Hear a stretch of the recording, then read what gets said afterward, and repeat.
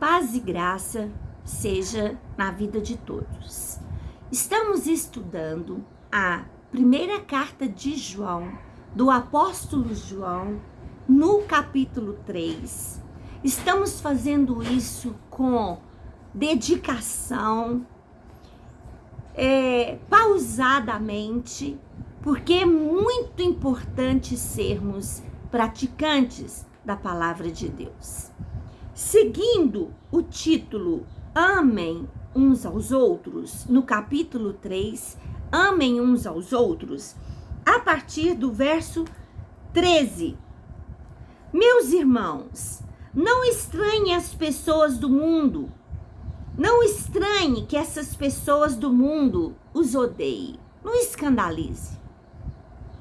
Nós sabemos que já passamos da morte para a vida. E sabemos isso porque amamos os nossos irmãos. Não estranhe que as pessoas do mundo te odeiem. Nos odeiem. Nós já passamos. Isso aqui é muito importante. As pequenas palavras. Quando nós aceitamos a Jesus Cristo, nós já entramos para o reino de Deus. Nós já participamos da eternidade que se concretizará na vinda de Jesus. Ou quando ressuscitarmos em Cristo Jesus. Nós não vamos viver o céu.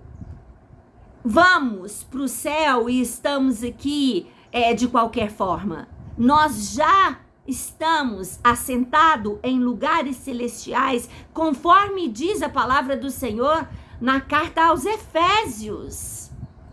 Já somos pessoas espirituais, já somos chamados filhos de Deus.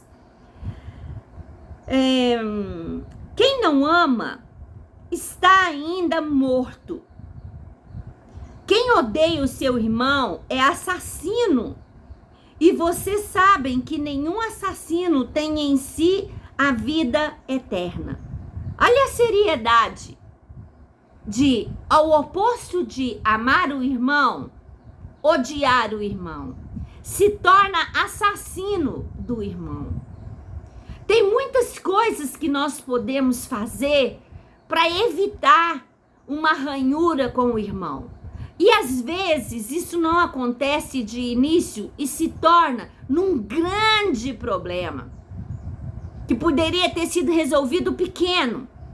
Aí se torna num grande problema, se torna em ódio, se torna em mágoa, se torna um ponto que não se consegue orar pelo irmão, nem torcer pelo irmão. Eu falo que nós temos um termômetro para saber se nós amamos ou se nós perdoamos. E isso se chama termômetro. Para mim, né? Na minha versão aqui. Como assim? Se eu disse, eu perdoei fulano, mas ao passar perto daquele bolo assim no estômago, sabe? Ou então eu não consigo orar por aquela pessoa, ou então quando fico sabendo de algo ruim que aconteceu, às vezes eu não falo, mas lá no meu íntimo eu gostei. Eu não amo meu irmão. Porque Deus Santo nos perdoa e nos ama. Quem sou eu para desejar o mal para o meu irmão? Então, quem não ama o irmão, não está em Deus. E ele se torna assassino do irmão. Quantas vezes a gente vê o irmão dar um prejuízo financeiro para o outro? Vamos falar assim bem na prática, né? Porque hoje é o seguinte, fala que é irmão e há um comércio entre irmãos. Isso é normal. Um irmão tal mexe com comida, o outro mexe com roupa, o outro mexe com calçado, o outro com construção e assim vai. A gente acaba mesmo comprando, contratando ou vendendo o nosso serviço na igreja também. Agora, eu digo o seguinte, na hora de negociar, faça negócio como se estivesse fazendo com qualquer outro. Como assim? Analise o CPF da pessoa, analise o CNPJ da pessoa, analise se a pessoa tem índole, se o cheque dela tem fundo. Analise. Porque se não analisar, tem muitos irmãos que infelizmente não têm ainda essa índole certa, correta. E aí vai chegar o momento que ou nós perdoamos esse irmão, ou podemos nos tornar assassino desse irmão. Porque ele acaba saindo da presença de Deus, ele acaba ficando envergonhado. E assim, esse é um exemplozinho pequeno. Mas muitas coisas podem acontecer. Eu já tive situação de perdoar a dívida de irmãos. Você teve? Você tem essa coragem de falar com o irmão, olha, você está livre dessa dívida? Porque nós podemos tornar assassino dos nossos irmãos. Isso aqui é só um exemplo, né? Sabemos que é o amor, sabemos o que é o amor por causa disto. Cristo deu a sua vida por nós. Por isso nós também devemos dar a nossa vida pelos nossos irmãos. Forte demais, né? Que Deus nos dê graça, nos aperfeiçoe, continue trabalhando nas nossas vidas para que nós possamos ser parecidos com Cristo. Ele deu a vida pelos nossos irmãos. Isso é muito forte, né? Se alguém é rico e vê o seu irmão passando necessidade, mas fecha o seu coração para essa pessoa, como pode afirmar que de fato ama a Deus?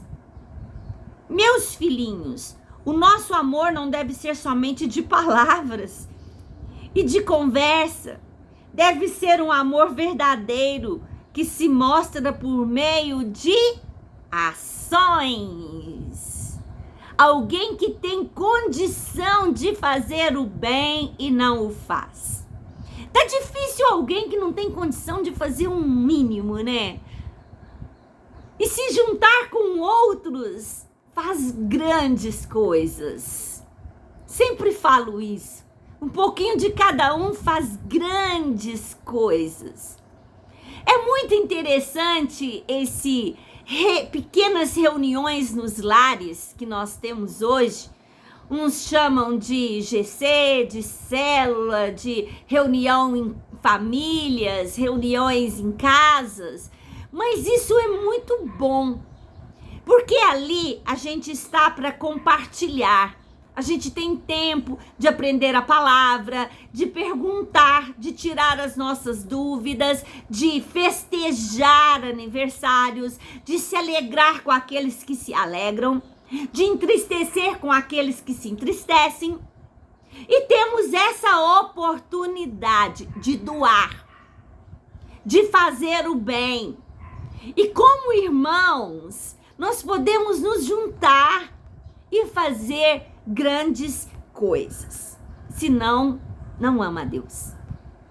É assim então que saberemos que pertencemos à verdade de Deus e que o nosso coração se sente seguro na presença dele. Pois se o nosso coração nos condena, sabemos que Deus é maior do que o nosso coração e conhece tudo. Portanto, meus queridos amigos, se o nosso coração não nos condena, temos coragem na presença de Deus. O nosso coração, o nosso ser, o nosso verdadeiro ser, diante de Deus, ou ele pode nos condenar diante de Deus, porque, gente, diante de Deus não tem como ter máscara. Diante de Deus não tem como esconder nada.